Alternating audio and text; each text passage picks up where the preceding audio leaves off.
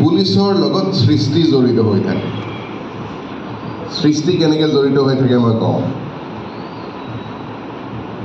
আমাৰ বিভিন্ন সাহিত্যিকসকলে যেতিয়া এটা কাহিনী ৰচনা কৰে তেওঁলোকে কল্পনাৰ আশ্ৰয় লয় আৰু কল্পনা প্ৰসূত যিকোনো কাহিনী বা গল্প চিৰস্থায়ী নহয়। কিন্তু যদি সেই সৃষ্টিৰ লগত বাস্তৱ জড়িত থাকে তেতিয়াহ'লে সেই সৃষ্টি চিৰস্থায়ী হয়। আৰু আমি আৰক্ষী বিভাগত কাম কৰি আমি ৰূঢ় বাস্তৱটো দেখিবলৈ পাওঁ।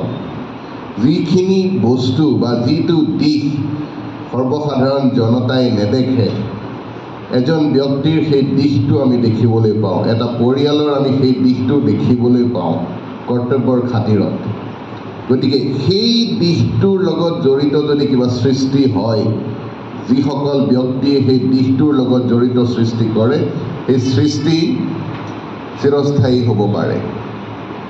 এজন ব্যক্তিয়ে কিয় অপৰাধ প্ৰৱণতাৰ আশ্ৰয় ল'ব লগা হ'ল, এটা পৰিয়ালত আচলতেনো চাৰিবেৰৰ ভিতৰত কি ঘটি আছে, কোন কোন চৰিত্ৰই কি কি ৰোল প্লে কৰি আছে, সেইখিনি হ'ল বাস্তৱ। আৰু সেইখিনি যদি কাহিনীৰ আকাৰত প্ৰকাশ কৰিব পাৰি তেতিয়াহ'লে এটা সৃষ্টিৰ ৰূপ পায়। আজি আমাৰ ভগ্নী ময়ূৰীয়ে কৰ্তব্য যেতিয়া সন্মুখত আহে আমি কৰ্তব্যৰ ক্ষেত্ৰত আগবাঢ়িব লগা হয়। মই ময়ূৰী আৰু গোটেই যে আমাৰ বিভাগটোৰ লগত জড়িত কৰি এটা বিষয়বস্তু বাছনি কৰি তাৰ ওপৰত এটা সৃষ্টি কৰিছে। আৰু সৃষ্টি কৰাটো ইমান সহজ কথা নহয়। কবিতাই হওক, গল্পই হওক, গানেই হওক, চিনেমাই হওক, নাটকেই হওক বা প্ৰবন্ধই হওক।